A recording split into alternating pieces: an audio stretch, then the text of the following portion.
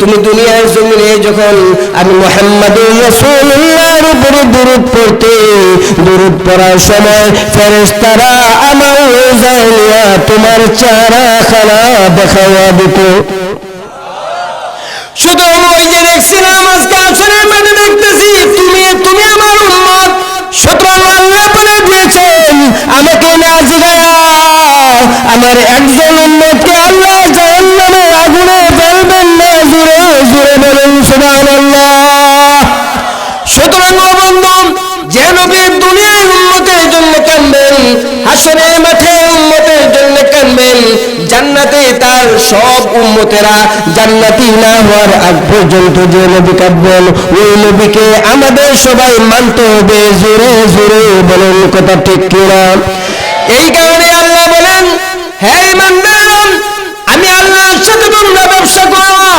দুইটা পুঁজি দিলাম, দুইটা শর্ত দিলাম। এক নম্বর শর্ত হলো তুমিনুনা বিল্লাহি ওয়া রাসূলিহি, তোমরা ঈমান আনবা আল্লাহ এবং তার রাসূলের উপরে। আমাদের আল্লাহর উপরে ঈমান আছে, আমাদের নবীজির উপরে ঈমান আছে। জোরে জোরে বলেন আসসালাম। সুতরাং আমাদের মাঝে এক নম্বর শর্ত আছে না নাই? شريك له ونشهد أن سيدنا ومولانا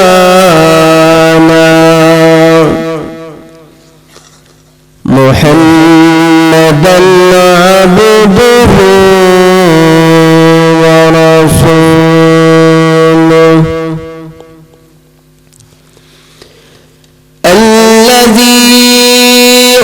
أرسل إلى الناس كافة بشيرا ونذيرا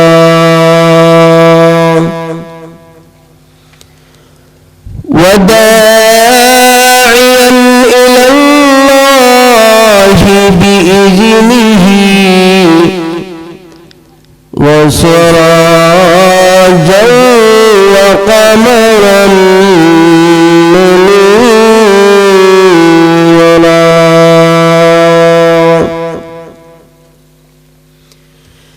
أما بعد فقد قال الله تعالى في كلامه المجيد وفي فرقانه الحميد. أعوذ بالله من الشيطان الرجيم.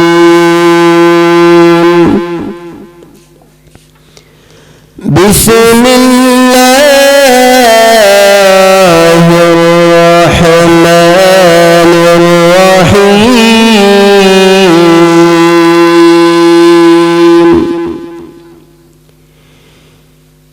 يا أيها الذين آمنوا هل أدلكم على تجارة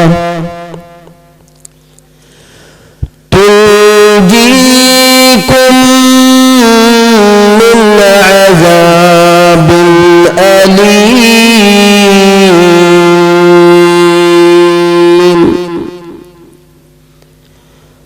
تؤمنون بالله ورسوله وتجاهدون في سبيل الله بأموالكم وأنفسكم ذلكم خير لكم إن كنتم تعلمون.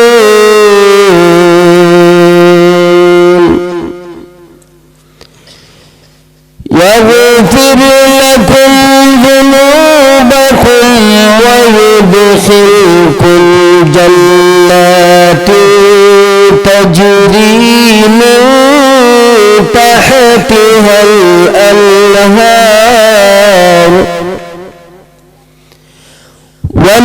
ومساكن طيبة في جنات عدن ذلك الفوز العظيم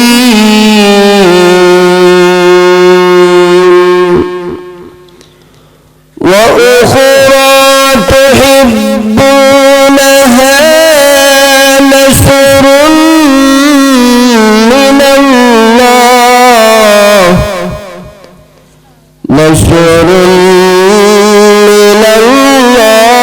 الله وفتح قريب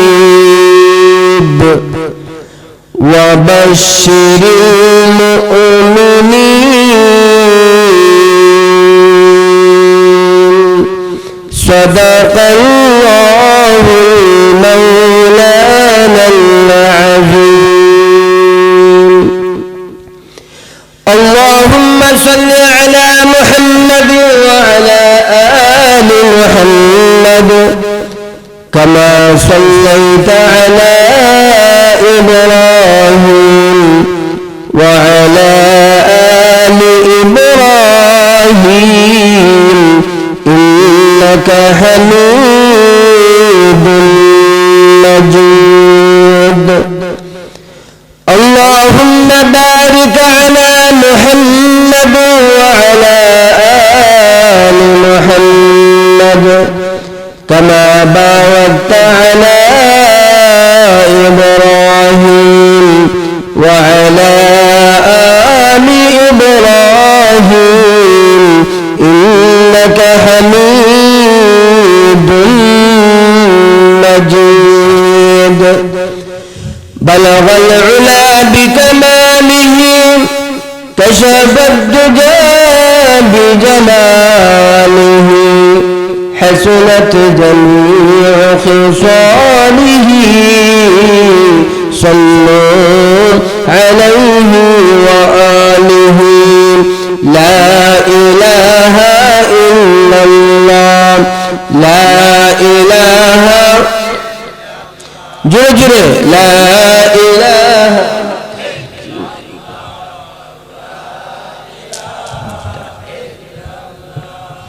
لا إله إلا الله لا إله لا إله إلا الله لا إله سبحان الله والحمد لله لا إله إلا الله سبحان الله والحمد لله لا إله لا إله إلا الله محمد رسول الله সবাই পড়ি সাল্লাল্লাহু আলাইহি ওয়াসাল্লাম চুনটা উত্তরপাড়া ইসলামী যুব সংঘের উদ্যোগে 2 দিন ব্যাপী 19তম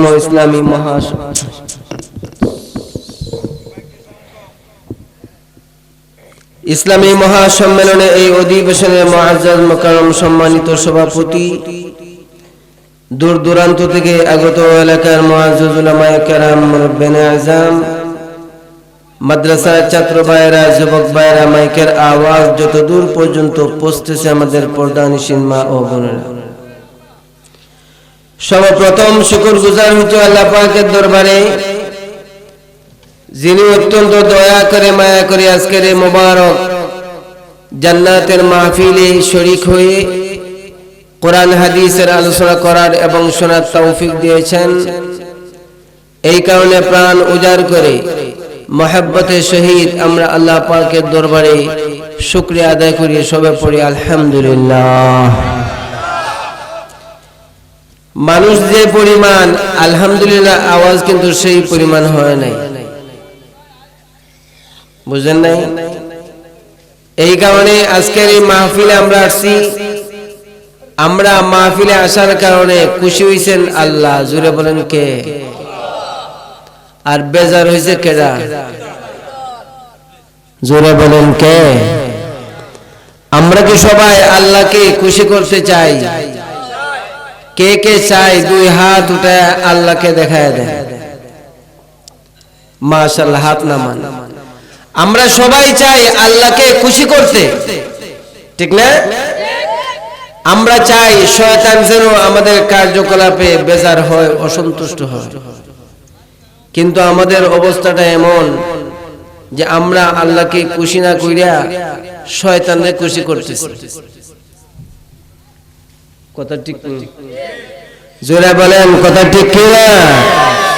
এই কারণে আপনাদের সামনে আলোচনা হবে শুধু কোরআন এবং হাদিস থেকে। কি থেকে?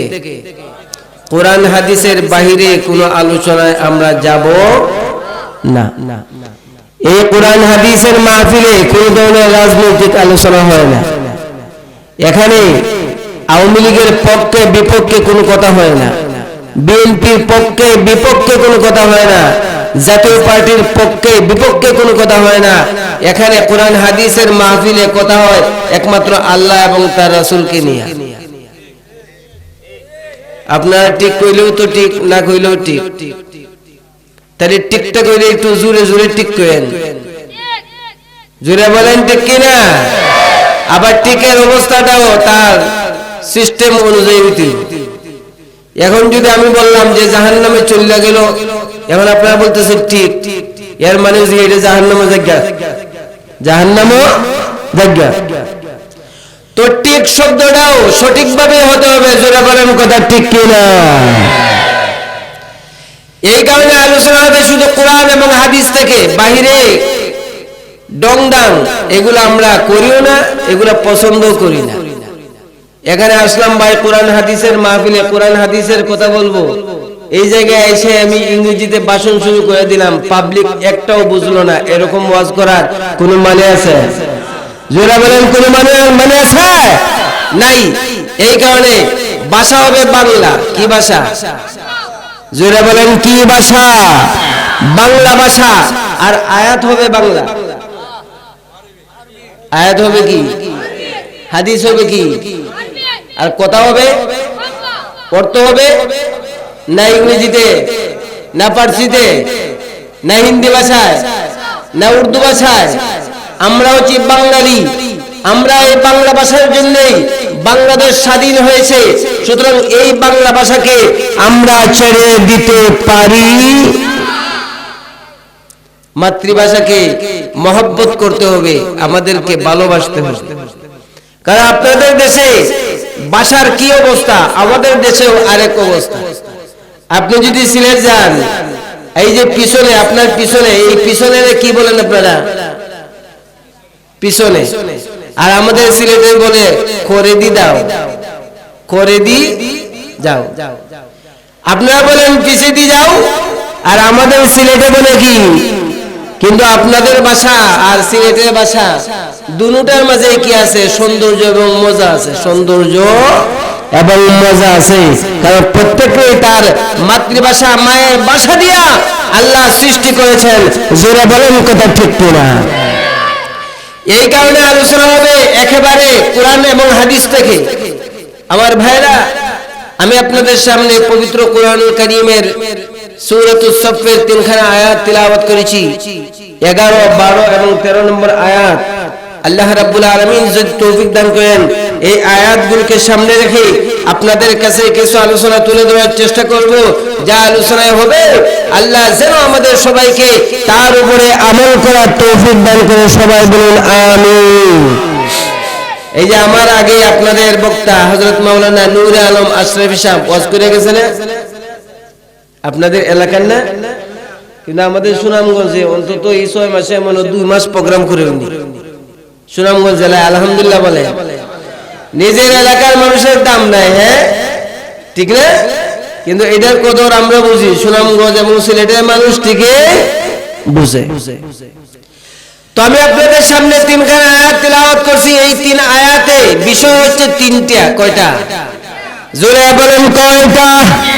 তিনটা। এক নাম্বার বিষয় হচ্ছে আল্লাহ রাব্বুল আলামিন এই আয়াতগুলোতে একটা ব্যবসার কথা বলছেন। কিসের কথা? ব্যবসা বুঝেননি? ব্যবসার কথা এই কারণে বলছেন কারণ আমরা যারা আছি আমরা কিন্তু ব্যবসারে মহব্বত করি, ভালোবাসি, এই কারণে আল্লাহ ব্যবসার কথা বলছেন। সুবহানাল্লাহ বলেন। এটা কয় নাম্বার আলোচনার বিষয়? এক নাম্বার যে আল্লাহ এই আয়াতগুলোতে একটা ব্যবসার কথা বলছেন। কিসের কথা বলছেন? ব্যবসা। আবার কই না ব্যবসা? ব্যবসা কি? জোরে বলেন কি? ব্যবসা।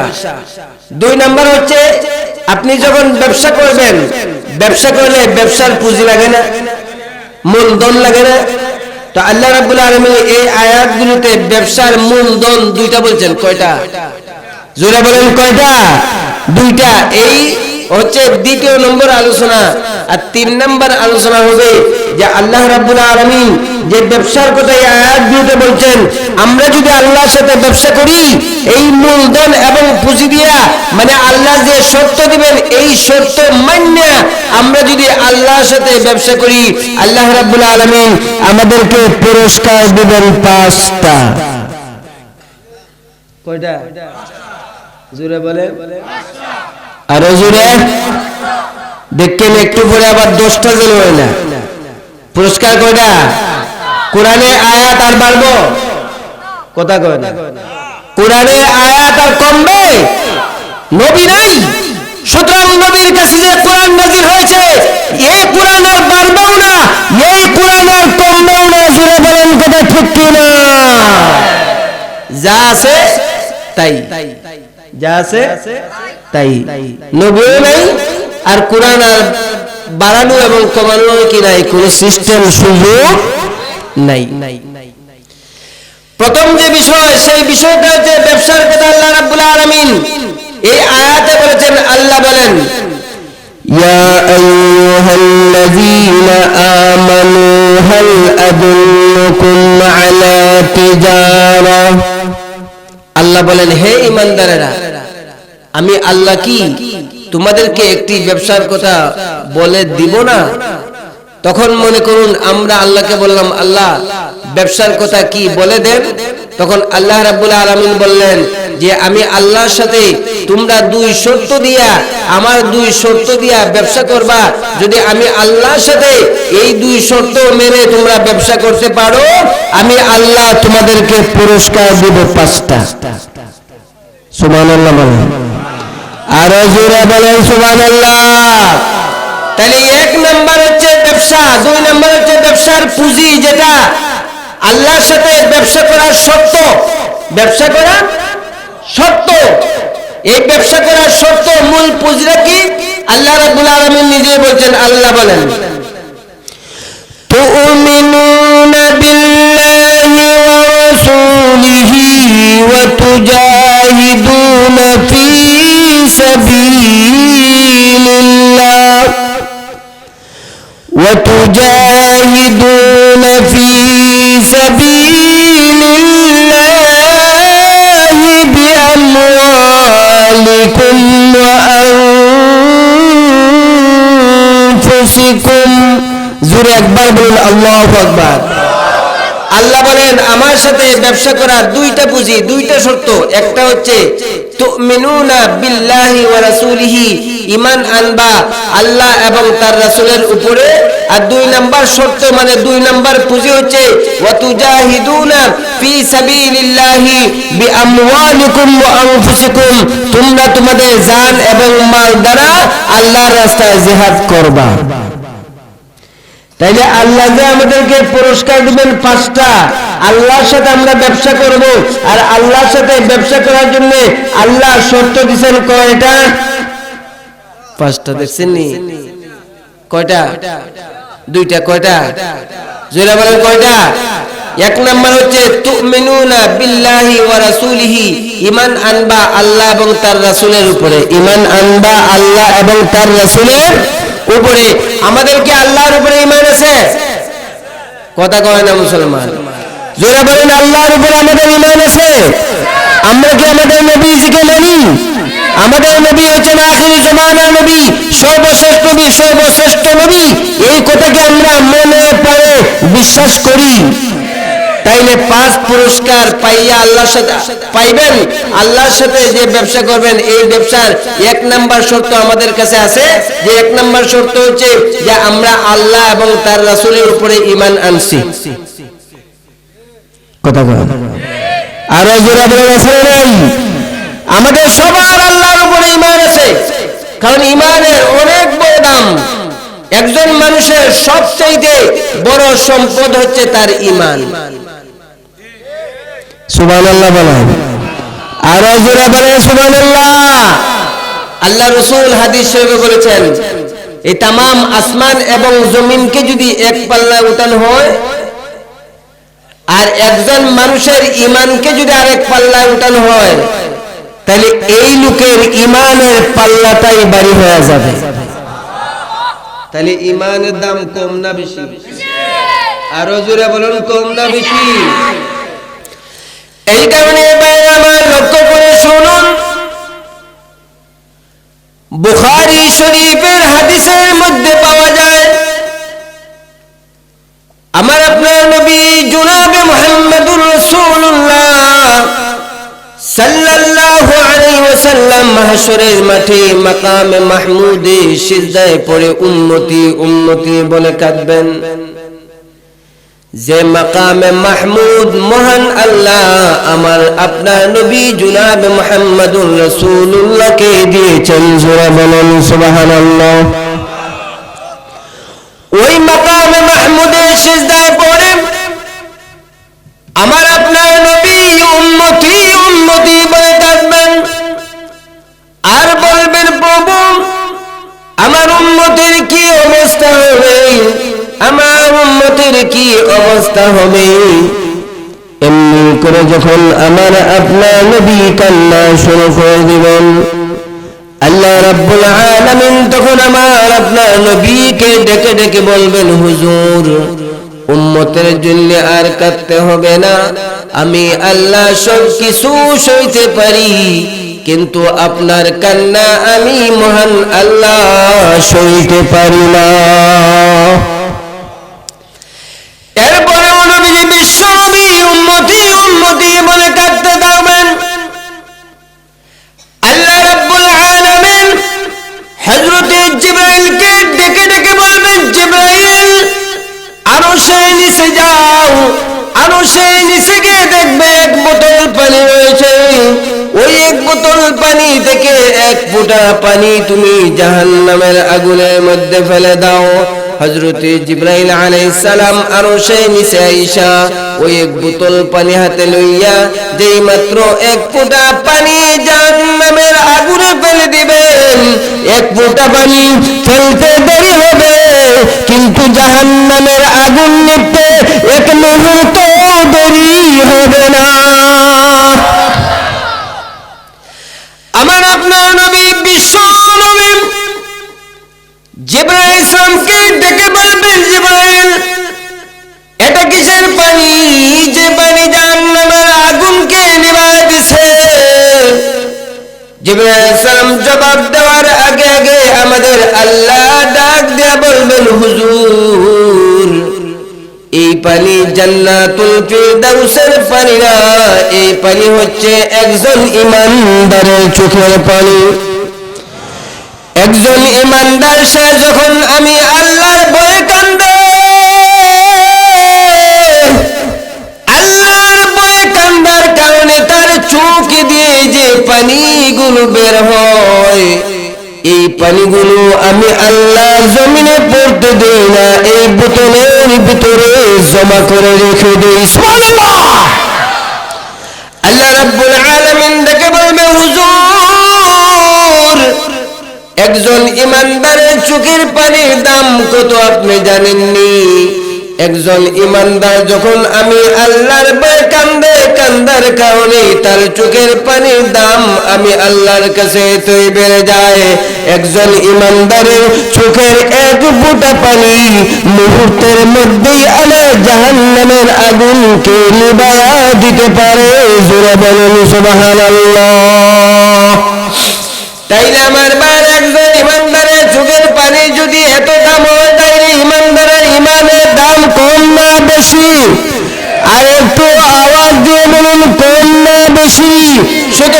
আমরা ইমানদার, আমরা যদি আল্লাহকে ভয় করে কান্দি তাইলে দেখবেন আমাদের সুখের পানির দামও বাইরে গেছে। সুবহানাল্লাহ বলেন, আরো জোরে বলেন সুবহানাল্লাহ। আর আমরা যদি অন্য কারণে কান্দি তাইলে এই চোখের পানির কি নাই কোনো দাম? জোরে বলেন দাম, আরো জোরে বলেন দাম। কিন্তু আপনি গুনাহ করছেন, গুনাহ করার পরে মসজিদে গিয়া অথবা আপনার ঘরের ভিতরে দেখা আপনি যদি আল্লাহর জন্য কান্দেন, আল্লাহ এই গুনাহটা কইরা বলেছি আমার তুমি মাফ করে দাও, এমনি ভাবে কান্দলে আপনার এই কান্নার পানি জাহান্নামের আগুনকে নিভাইয়া দিবে। সুবহানাল্লাহ বলেন, সুবহানাল্লাহ। তাইলে আমাদের ঈমান আছে, কি আছে? কার উপরে? জুরে কথা কয় না রে, আপনাদের হাব বাবু আমি বুঝতেছি না। আমাদের সুনামগঞ্জ, আমরা তো মনে করি বিবাড়ি আইটা বক্তাদের এলাকা, এই এলাকার মানুষ মনে ওয়াজ শুনে। এখন তো দেখি এই যে রাত বাজে মনে হয় 9:30, আমাদের সুনামগঞ্জ সিলেটে এই 9:30টায় আস্তা বিশাল বড় প্যান্ডেল বইরা যায়। কিন্তু আপনাদের যে হাব ভাব, আপনারা মনে হয় বক্তার দেশের মানুষ তো আর ওয়াজ মজা লাগে না? মজা লাগে? কথা কয় না, লাগে? জোরে বলে লাগে? যদি মজাই লাগতো তাহলে এখন টিস্যু বিস্যু কিছু রাখতেন, মনে হয় যেন আপনাদের হাব ভাব বেশি পারো না, মনে ভালো লাগে না। খালি ওয়াজ একটা দিছেন বাস হইছে, আর কোন কাম নাই। যুবক যারা ওয়াজ দিছে, যুবকের আছে? জোরে বলে আছে না? যুবকের গেছে গিয়া, এই ভাই মাইকের উপরে আসো, তুমি আমার যে ডিস্টার্বটা দিছো আজকে একটু জিকির করেন, লা ইলাহা লা ইলাহা ইল্লাল্লাহ, লা ইলাহা ইল্লাল্লাহ, বাস লা ইলাহা ইল্লাল্লাহ, লা ইলাহা ইল্লাল্লাহ, সুবহানাল্লাহ ওয়ালহামদুলিল্লাহ, লা ইলাহা জুড়ে, সুবহানাল্লাহ ওয়ালহামদুলিল্লাহ, লা ইলাহা লা ইলাহা ইল্লাল্লাহ, লা ইলাহা ইল্লাল্লাহ, সুবহানাল্লাহ, লা ইলাহা ইল্লাল্লাহ, লা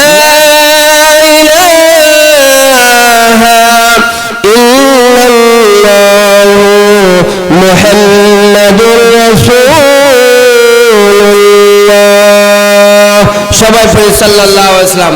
তাইলে আমরা আমাদের আল্লাহর উপরে ঈমান আছে এবং আমরা আমাদের নবীজি বিশ্বনবী রাহমাতুল লিল আলামিনের উপরেও আমাদের ঈমান আছে। জোরে বলেন আছে না নাই? আর একটু আওয়াজ দিয়ে বলুন আছে নাই? কারণ আমার আপনার নবী হচ্ছেন তিনি সর্বশেষ নবী, আমার আপনার নবী হচ্ছে সর্বশ্রেষ্ঠ নবী। আমার আপনার নবীকে আল্লাহ রাব্বুল আলামিন যে সম্মান দিয়েছেন, এই সম্মানের নাম হচ্ছে আমার আপনার নবীকে খতমে নবুয়ত সর্বশেষ নবী বানিয়েছেন। সুতরাং আমার আপনার নবীকে যারা সর্বশেষ নবী মানবে না, সর্বশ্রেষ্ঠ নবী মানবে না, তারা কোনদিন মুসলমান হইতে পারে না। আওয়াজ দিয়ে বলুন কথা ঠিক কিনা? আমার আপনার নবীর দাম আছে মিয়া, দাম আছে, সম্মান আছে। কি আছে? সম্মান আছে, দাম আছে। কম না বেশি? আরো আওয়াজ দিয়ে বলুন, কম না বেশি? আমার আপনার নবীকে আল্লাহ সম্মান দিবেন, দাম দিবেন। সুতরাং ও বন্ধু, তুমি আমার আপনার নবীকে কেন মানবে না? সর্বশ্রেষ্ঠ নবী, সর্বশেষ নবী কেন মানবে না? কারণ এই নবীকে সম্মান দিয়েছেন স্বয়ং আল্লাহ। আওয়াজ দিয়ে বলুন কথা ঠিক কিনা? কেমন সম্মান কইতাম নি? না অসুবিধা হইতেছে? কিছু কই? আমার আপনার নবী বিশ্বনবী রাহমাতুল লিল আলামিন বলেন, আল্লাহ রাব্বুল আলামিন হযরতে আদম কে মাটি এবং পানির মাঝে যখন সংমিশ্রণ করে রাখছেন, এর আগেই আল্লাহ আমি মুহাম্মদের সৃষ্টি করছেন। আমার আপনার নবী যখন হযরতে আমেনার পেটে, কোথায়? দুনিয়াতে আসেন নাই। আল্লাহ রাব্বুল আলামিন হযরতে আমেনাকে বলতেছেন, আমেনা তোমার পেটে যে সন্তান, যে ছেলে, এই ছেলেটা আমি আল্লাহর দোস্ত হবে। না সুবহানাল্লাহ, আরো আস্তে আস্তে কোন আরো জোরে বলেন সুবহানাল্লাহ। সুতরাং তোমার ছেলে যখন জন্মগ্রহণ করবে তখন তুমি তার নাম মুহাম্মদ রাখো। কি রাখো? দাম কম না বেশি? আমার আপনার নবী যখন এই দুনিয়ায় শুভাগমন করলেন, একটু বড় হওয়ার পরেই তার মা আমেনা বলতেছেন, আরে আমার ছেলে এত সুন্দর ছেলে মুহাম্মদ এই পৃথিবীতে আসলো, আজকে যদি তার বাবা বেঁচে থাকতো তাইলে আমার ছেলে মুহাম্মদকে মক্কা শহর নিয়ে ঘুরাইতো, মক্কা নগরী ঘুরাইতো, পাহাড় পর্বত নদী নালা দেখাইতো। কিন্তু আজকে তার বাবা না থাকার কারণে তাকে কেউ নিয়ে ঘুরায় না, তাকে মক্কা শহর দেখায় না, পাহাড় পর্বত দেখায় না, নদী নালা দেখায় না। যেই মাত্র আমিনা এই কথা বলতেছেন, আল্লাহ রাব্বুল আলামিন হযরত আমিনাকে ডেকে বললেন, ও আমিনা, এই ছেলে মুহাম্মদ বন্দি পাবে তোমার। হযরত জিবরাইল ইসলাম আমার আপনার নবীজিকে বললেন, ইয়া রাসূলুল্লাহ, এই মুরব্বিকে আপনি চিনেননি? রাসূল বললেন, না, কেমনে চিনবো? এই রাস্তা দিয়ে তো আমি আসি না, আমি এই মুরব্বিকে কেমনে চিনবো? হযরত জিবরাইল ইসলাম তখন বললেন, এই মুরব্বি হচ্ছে আপনার পিতা হযরত ইব্রাহিম আলাইহিস সালাম। আরো জোরে বলেন না সুবহানাল্লাহ। ইব্রাহিম আলাইহিস সালামের সাথে সাক্ষাৎ করার পর আমার আপনার নবীজিকে হযরত জিবরাইল নিয়ে গেলেন সিদরাতুল মুনতাহা, যাকে ইনতাল আসমান, আসমানের শেষ প্রান্ত বলা হয়। ওই সিদরাতুল মুনতাহা নিয়ে যাওয়ার পরে হযরত জিবরাইল আসসালাম আমার আপনার নবীজিকে বলতেছেন, ইয়া রাসূলুল্লাহ, ওই জায়গা থেকে আল্লাহ পর্যন্ত আমি যাইতে পারবো না, একমাত্র আপনিই যাইতে পারবেন। জিবরাইল যে জায়গায় যাওয়ার পারমিশন নাই, ওই জায়গায় যাওয়ার পারমিশন কার আছে? কথা বলেন, কার আছে? আর একটু আওয়াজ দিয়ে দিয়ে বলুন, কার আছে? আমার আপনার নবী আছে। হযরত জিবরাইলকে তখন রাসূল বললেন, ও জিবরাইল, দুনিয়ার জমিন থেকে এই পর্যন্ত আমাকে নিয়ে আসলা, এখন এই জায়গা থেকে আমি আল্লাহ পর্যন্ত যাব কেমনে? আমি তো এই রাস্তা চিনি না, রাস্তাঘাট চিনি না, আমি কেমনে যাব? তখন জিবরাইল আসসালাম বললেন, ইয়া রাসূলুল্লাহ, এই জায়গা থেকে আল্লাহ পর্যন্ত আপনাকে যেতে হবে না, বরং স্বয়ং আল্লাহ আপনাকে রাস্তা দেখা তার কাছে নিয়ে যাবেন। সম্মান কম না বেশি? কথা কয় না মুসলমান, নবীর সম্মান কম না বেশি? সুতরাং ও বন্ধু, তুমি এই নবীকে আখির জামানার নবী মানবা না কেন? তুমি এই নবীকে সর্বশ্রেষ্ঠ নবী না মানবা না কেন? এই নবীর আমল তুমি আমল করবা না কেন? আমলের প্রতি আগ্রহ হইয়া তুমি আমল করবা না কেন? আমার আপনার নবীকে আল্লাহ কি পরিমাণ সম্মান দিয়েছেন। আল্লাহ রাব্বুল আলামিন ওই সিদরাতুল মুনতাহা থেকে আমার আপনার নবীকে রাস্তা দেখা দেখা তার কাছে নিয়ে গেলেন। সুবহানাল্লাহ বলেন। ওই জায়গায় যাওয়ার পরে আল্লাহ আর নবী একেবারে এইরকম সামনাসামনি। সুবহানাল্লাহ কইতে ইচ্ছা হয় না? আরো জোরে বলতে ইচ্ছা হয় না সুবহানাল্লাহ? আল্লাহ এবং তার নবী এমনি ভাবে একেবারে পাশাপাশি চলে গেছেন। সুম্মা দানা ফাতাদাল্লা ফাকানা কাবা কাউসাইনা ওয়া আদনা, একেবারে দোলকের মাথা, দুইটা মাথা একসাথে পাশে চলে আছে, টান দিলে তীর দিয়া ঠিক তেমনি ভাবে আমার আপনার নবীও আল্লাহর কাছে চলে গিয়েছেন। যাওয়ার পরে আল্লাহ বলতেছেন, ইয়া রাসূলুল্লাহ, দুনিয়ার জমিন থেকে এই পর্যন্ত আমি আল্লাহ আপনাকে নিয়ে আসলাম, এবার বলুন না গো নবীজি, আমি আল্লাহর কাছে আপনি কি চান? আমি আল্লাহর কাছে, রাসূল তখন বললেন, আল্লাহ, আমি এই দুনিয়ার সাম্রাজ্য চাই না, এই দুনিয়ার ক্ষমতা চাই না, সম্পদ চাই না, আমি চাই আমার উম্মতগুলোকে তুমি মাফ করে দাও। এই কারণে আমার লক্ষ্য করে শুনুন, আল্লাহ রাব্বুল আলামিন তখন আমার আপনার নবীজিকে ডেকে ডেকে বলবেন, ইয়া রাসূলুল্লাহ, আমি আল্লাহ কথা দিলাম আপনাকে না জিগায়া আপনার একজন উম্মতকে আমি আল্লাহ জাহান্নামের আগুনে ফেলবো না। এই কারণে বুখারী শরীফের হাদিসের মধ্যে পাওয়া যায়, হাসরের মাঠে একটা লোককে ফেরেশতারা টেনে টেনে জাহান্নামের দিকে নিয়ে যাচ্ছে। আল্লাহ নবী জনাব মুহাম্মদুর রাসূলুল্লাহ ডেকে বলবেন, ফেরেশতা, এই লোকটিকে কোথায় নিয়ে যাচ্ছ? ফেরেশতা বলবে, হুজুর, মিজানে তার আমল ওজন দিয়েছি, বড় আমল বেশি হওয়ার কারণে তাকে জাহান্নামের দিকে নিয়ে যাচ্ছি। আল্লাহ নবী তখন বলবেন, ফেরেশতারে আমার সামনে আরেকবার ওজন দাও, আমি রাসূল নিজ চোখে তার আমলের ওজনটা দেখতে চাই। ফেরেশতা তখন বলবেন, হুজুর একবার মিজানে তার আমল ওজন দিয়েছি, দ্বিতীয়বার ওজন দেওয়ার পারমিশন নাই। আল্লাহ রাব্বুল আলামিন তখন বলবেন, রে ফেরেশতা কার সাথে তুমি তর্ক করতেছো? আমার বন্ধুর সাথে তর্ক করো না, কারণ আমি মহান আল্লাহ আমার বন্ধুর খাতিরে মিজানকে সৃষ্টি করেছি। সুতরাং ফেরেশতা দেন আরেকবার এই লোকটি আমার বন্ধুর সামনে ওজন দেয়া। সুবহানাল্লাহ। ফেরেশতা যখন এই লোকটি আমল দ্বিতীয়বার ওজন দেবে, আমার আপনার নবী বিশ্ব নবী রাহমাতুল লিল আলামিন তখন এই লোকটির নেকির পাল্লায় যখন তার শাহাদত আঙ্গুলিখানা রেখে দিবেন, আঙ্গুলিখানা রেখে যখন টান দেওয়া হবে, আগে তার মিজানে নেক বডির নেকির পাল্লাটা হালকা ছিল, বডির পাল্লাটা ভারী, কিন্তু বিশ্ব নবীর শাহাদত আঙ্গুলের খাতিরে এই লোকটির নেকির পাল্লাটা ভারী হয়ে যাবে।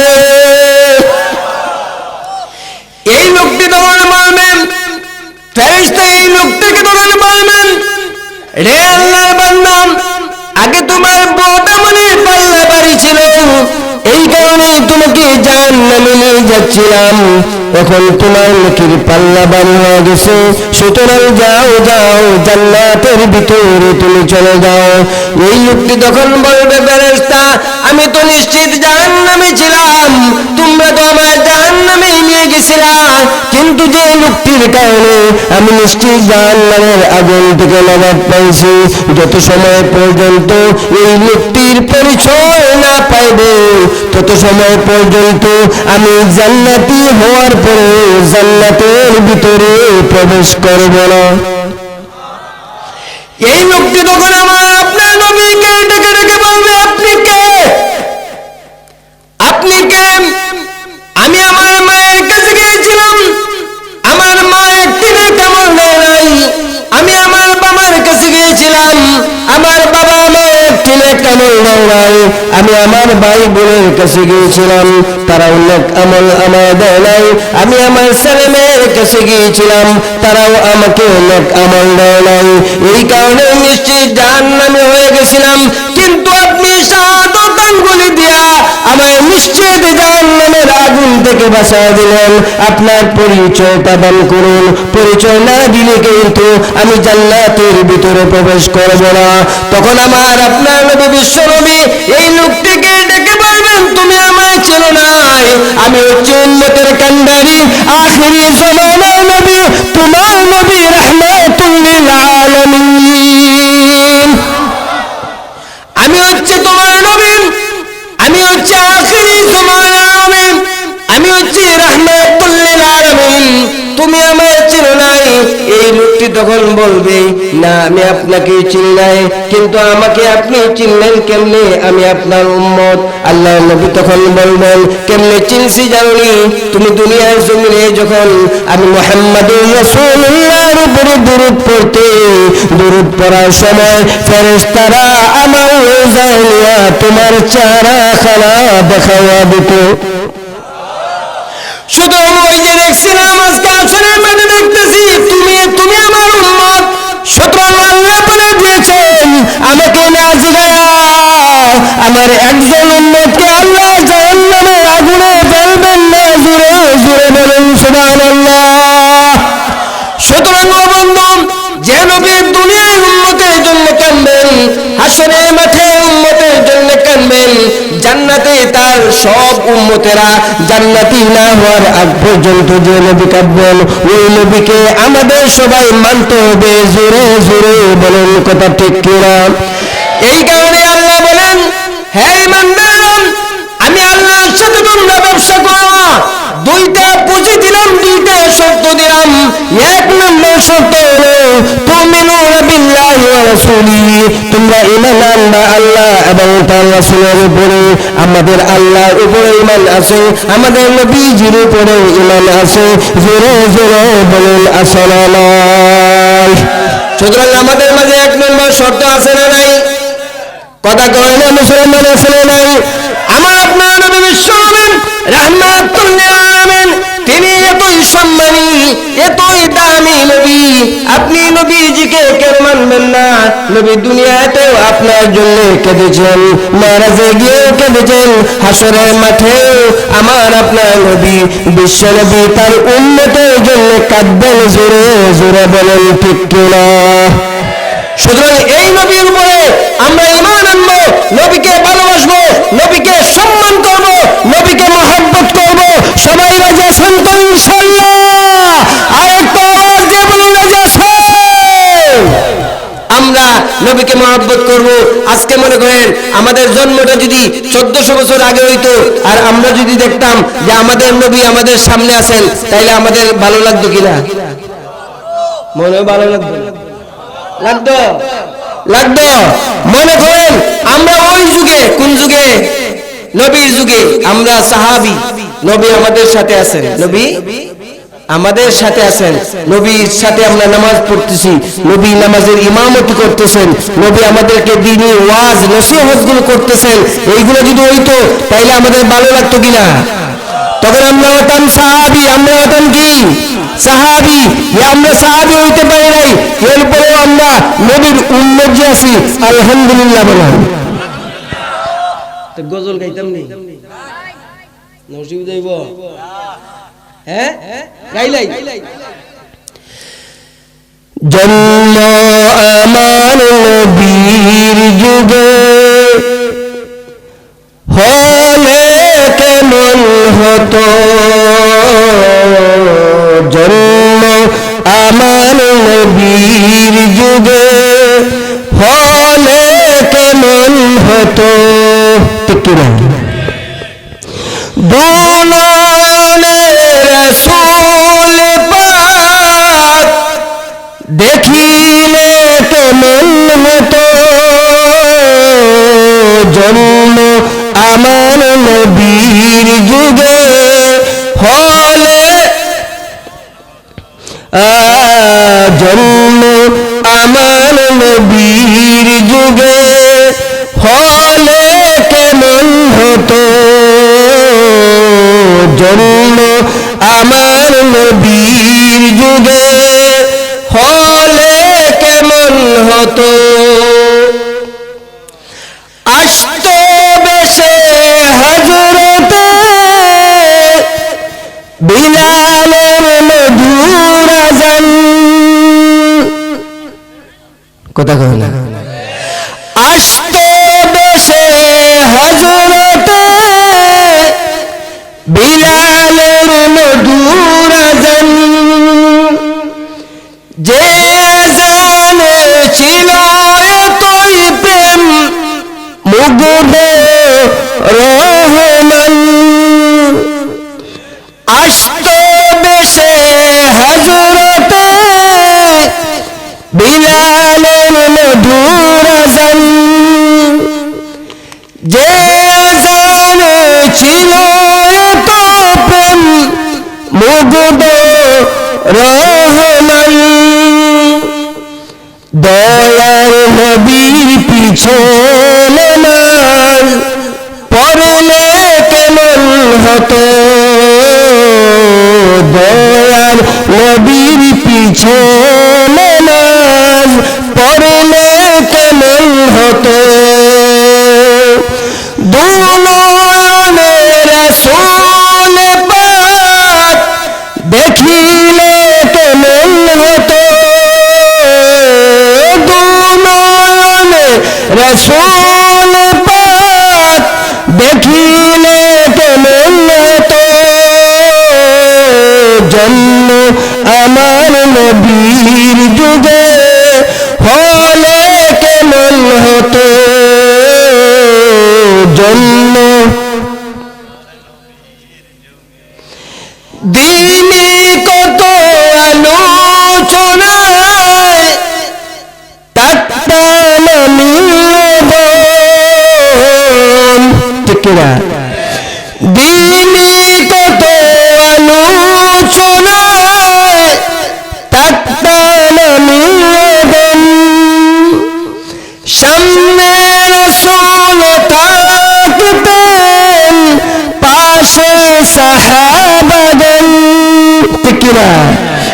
দিনে কত আলোচনা থাকতাম আমি অদম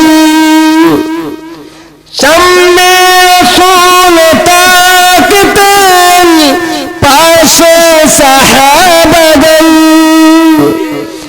আবু বকর উমর উসমান আলী সঙ্গী কেমন হতো আবু বকর উমর উসমান আলী সঙ্গী কেমন হতো দুনয়নে রাসূল পাক দেখিলে কেমন হতো দুনয়নে রাসূল পাক দেখিলে কেমন হতো জন্ম আমার নবীর যুগে হলে কেমন হতো জন্ম আমার নবীর যুগে হলে কেমন হতো জোরে বলেন ঠিক কিনা আরেকবার আওয়াজ দিয়ে বলেন ঠিক কিনা মাঝে মাঝে আজকের গজলও দাওয়াত দরকার আছে তাহলে ঘুম যাইব কি যাইব ঘুম যাইব ঘুম থাকতো না যাইতো গিয়া জোরে বলেন থাকতো না যাইতো গিয়া আমার আপনার নবী জনাবে মুহাম্মদুর রাসূলুল্লাহ সাল্লাল্লাহু আলাইহি ওয়াসাল্লামকে আল্লাহ এই পরিমাণ সম্মান দিয়েছেন আল্লাহ রাসূল বলেন আমি বিশ্ব নবী রাহমাতুল লিল আলামিন হাসরের মাঠে আমার উম্মতের জন্য আমার গুনাহগার উম্মতের জন্য সুপারিশ কইরা তাদেরকে জান্নাতে নিয়ে যাব সুবহানাল্লাহ কইতে চাই না এই কারণে রাসূল বলেন শাফাআতি লিআহলিল কাবাইর মিন উম্মতি রাসূল বলেন হাসরের মাঠে আমার উম্মত যারা গুনাহগার তাদের জন্য আমি রাসূল সুপারিশ করে তাদেরকে জান্নাতে নিয়ে যাব সুতরাং এই নবীকে মানবেন না কেন এই নবীকে সম্মান দিবেন না কেন এই নবী হাসরের মাঠে আপনার জন্য কাঁদবেন এমনকি তার একজন উম্মত জাহান্নামের আগুনে জ্বলবে এরপরে নবীজি জান্নাতের ভিতরে প্রবেশ করবেন না জোরে জোরে বলেন সুবহানাল্লাহ এই কারণে এই হাদিসের ব্যাখ্যা শাফাআতি লিআহলিল কাবাইর মিন উম্মতি আল্লাহ রাসূল বলেন আমার উম্মত যারা কবিরা গুনার কারণে জাহান্নামের আগুনে জ্বলবে এদের জন্য আমি রাসূল সুপারিশ করব তাদেরকে জান্নাতি বানায় দেব জাহান্নামের দায়িত্বপ্রাপ্ত ফেরেশতা মালিক একদিন জাহান্নামের গভীরে যাবেন জাহান্নামের গভীরে গিয়ে দেখবেন জাহান্নামের আগুনে কিছু মানুষদেরকে শাস্তি দেওয়া হইতেছে কিন্তু তাদের হাত থেকে তাদের মাথা থেকে তাদের চেহারা থেকে তাদের পাও থেকে নুরানি আলো উপরের দিকে উঠতেছে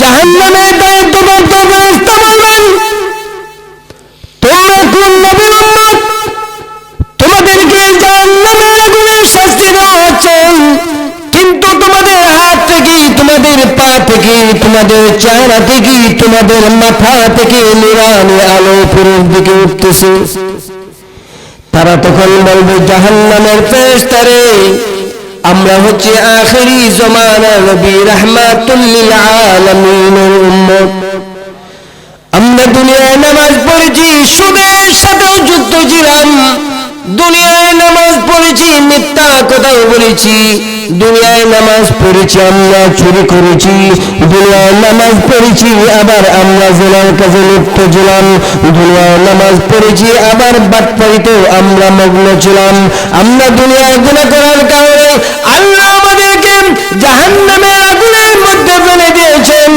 আর ওই যে চারটি অঙ্গ প্রত্যঙ্গ থেকে নুরানি আলো উপরের দিকে উঠতেছে এটা হচ্ছে আমরা দুনিয়ায় নামাজ পড়েছিলাম নামাজ পড়ার আগে আমরা ওযু করতাম এই ওযুর চারটি অঙ্গ প্রত্যঙ্গ নুরানি আলো হইয়া উপরের দিকে উঠতেছে আল্লাহর কসম করে বলি ফেরেশতা বহুদিন পর্যন্ত জাহান্নামের আগুনে জ্বলতেছি কিন্তু এখন পর্যন্ত আমাদের ওযুর চারখানা অঙ্গ প্রত্যঙ্গ জাহান্নামের আগুন স্পর্শ করে নাই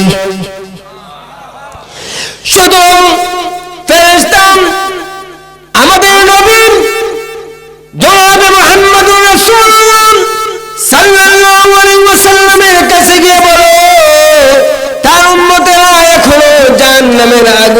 ভিতরে জ্বলতেছে। জাহান্নামের দায়িত্বপ্রাপ্ত ফেরেশতা মালিক আমার আপনার নবীর কাছে গিয়ে বলবেন, হুজুর আপনার উম্মতেরা এখনো জাহান্নামের আগুনে জ্বলতেছে, তারা বলে দিয়েছেন তাদের জন্য আপনি জান্নাতে সুপারিশ করেন।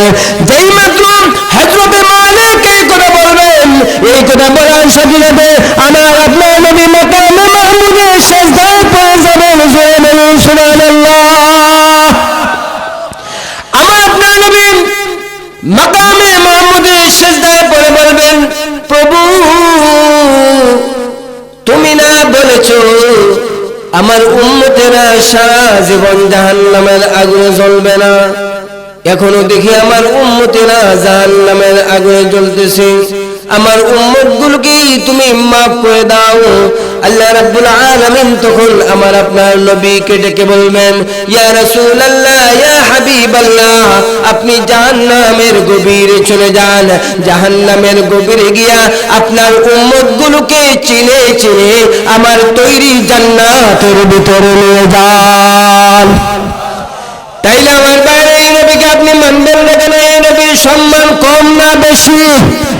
আরো জোরে বলুন, কম না বেশি? এই নবীর সম্মান অনেক সম্মান। আল্লাহ রাব্বুল আলামিন আমার আপনার নবীকে সবচেয়ে বড় সুপারিশের মালিক বানাইছেন। চিৎকার মেরে বলুন, দূরে সরে বলুন সুবহানাল্লাহ। এই কারণে আমাদের আকীদার কিতাবে পাওয়া যায় আশ-শাফাআতু নাওআনে, শাফাআত হচ্ছে দুই প্রকার। আশ-শাফাআতু নাওআনে, শাফাআত হচ্ছে দুই প্রকার। শাফাআত কয় প্রকার? জোরে কথা কয় না রে, জোরে বল কয় প্রকার? আল আউয়ালু আশ-শাফাআতুল কুবরা ওয়া হুয়া আশ-শাফাআতুল উযমা। আর এক নম্বর শাফাআত হচ্ছে সবথেকে বড় শাফাআত, যেটাকে রাসূল হাদিসে বলেছেন শাফাআতে উযমা, আর ওয়া হুয়া খাসুন লিনবিয়িনা সাল্লাল্লাহু আলাইহি ওয়াসাল্লাম। আর সবথেকে বড় সুপারিশের পাওয়ার আমার আল্লাহ একমাত্র আমার আপনার নবীজিকেই দিয়েছেন। আরো জোরে বলুন সুবহানাল্লাহ। আর আসানি হুয়া শাফাআতু মুহাম্মাদুন সাল্লাল্লাহু আলাইহি ওয়াসাল্লাম ওয়া নবিয়্যুন ওয়াল উলামা ওয়াশ শুহাদা। দুই নম্বর শাফাআত সুপারিশ হচ্ছে ছোট, যেটা ছোট এটা নবী রাসূল সুপারিশ করবেন তার উম্মতের জন্য, উলামায়ে কেরাম সুপারিশ করবেন, এবং যারা দ্বীনের জন্য ইসলামের জন্য যারা শহীদ হয়েছে তারা মুসলমানদের জন্য লিউসাতিল মুমিনিন, ঈমানদারদের মধ্যে যারা উসাত যারা গুনাহগার তাদেরকে সুপারিশ কইরা জান্নাতি বানিয়ে দিবেন। সুবহানাল্লাহ বলেন। তাহলে সুপারিশ কয় প্রকার? নওআন দুই প্রকার। এক নম্বর হচ্ছে শাফাআতে উযমা, সবচেয়ে বড় শাফাআত। আল্লাহ রাসূল বলেন হাশরের মাঠে আল্লাহ যখন বিচারের কাজ শুরু করবেন না, সমস্ত নবী রাসূল, সব মানুষ, সমস্ত নবী রাসূল আমার কাছে গিয়ে বলবে, ইয়া রাসূলুল্লাহ উম্মতের জন্য কাঁদতেছেন, আর কাঁদেন না, আপনি বিচারের কথা আল্লাহকে বলেন, আল্লাহ যেন বিচার শুরু করে দেয়। হাশরের মাঠে এর কঠিন আযাব সহ্য হইতেছে না, আপনি সুপারিশ করুন। রাসূল মাথা উঠাইবেন না, আল্লাহ তখন বলবেন, ইয়া রাসূলুল্লাহ আপনি মাথা উঠান, মাথা উঠাইয়া আমি আল্লাহর কাছে সুপারিশ করুন। তাইলে এই নবীকে, এই রাসূলকে আপনি মানবেন না কেন? এই কারণে আমাদের প্রথম শর্ত এক নম্বরটা আছে, আর দ্বিতীয়টা তো বলতে পারলাম না, আগামী বছর যদি হয় তাইলে ইনশাআল্লাহ বলার চেষ্টা করব। এখন যা আলোচনা হয়েছে আল্লাহ যেন আমাদের সবাইকে তার উপরে আমল করার তৌফিক দান করে। সবাই বলুন আমিন। একজনের না আসলে করবেন না, পিসা বুঝে চলে আসেন, একটা তাকবীর দেন, নারে তাকবীর, নারে তাকবীর।